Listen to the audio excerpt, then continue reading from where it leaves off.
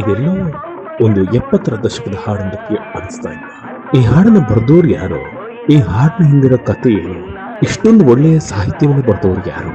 ಅಷ್ಟು ಸಂಗೀತನ ಒದಗಿಸಿದವರು ಯಾರು? ಈ ಹಾಡಿನ ಜಾಡು ಹಿಡಿದು ಅಂತ ನಮ್ ತಂಡ ಮಂಗಳೂರು ಪೇಟೆಯಿಂದ ಒಂದಷ್ಟು ರೌಂಡ್ ಹೊಡಿತಾ ಹೋದ್ವಿ. ಆಗ ಒಂದೊಂದು ತಿರುವಿನಲ್ಲೂ ಒಂದೊಂದು ಸುದ್ದಿಗಳು ನಮಗೆ ಸಿಕ್ತು. ಇದು ನಮ್ಮ ತುಳುನಾಡಿನ ತುಳು ಚಿತ್ರರಂಗ ಪ್ರಥಮ ಗೀತ ರಚನಾಕಾರನ ಅದ್ಭುತ ಕಹಾನಿ. ಹಾಡುಗಾರನಾಗಿ, ನಿರ್ದೇಶಕನಾಗಿ, ಗೀತ ರಚನಾಕಾರನಾಗಿ, ನಾಟಕ ರಚನೆಕಾರನಾಗಿ, ನಿರ್ಮಾಪಕನಾಗಿ ಅಬ್ಬಾ ಅನ್ನುವಷ್ಟು ದೀರ್ಘ ಕಲಾ ಸೇವೆ ಇವರದು. ಇವರು ತುಳು ಚಿತ್ರರಂಗದ ಮೊದಲ ಗೀತ ರಚನಾಕಾರರು. ಇವರು ಇದುವರೆಗೆ ರಚಿಸಿದ ಹಾಡುಗಳ ಸಂಖ್ಯೆ 2000.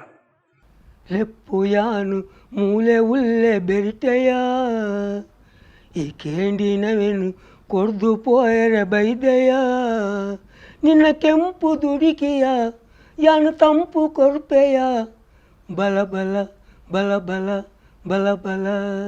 ತುಳುನಾಡಿನ ಮಹಾನ್ ಸಾಧಕ ಶ್ರೀ ಭೋಜ ಸುವರ್ಣ ಇವರ ಬದುಕಿನ ಅನಾವರಣ ಮಂಗಳೂರು ಮಿರರ್ನ ಮಿರರ್ ಇಮೇಜ್ನಲ್ಲಿ ಇದೇ ಅಕ್ಟೋಬರ್ 24ರಂದು ರಾತ್ರಿ 9 ಗಂಟೆಗೆ.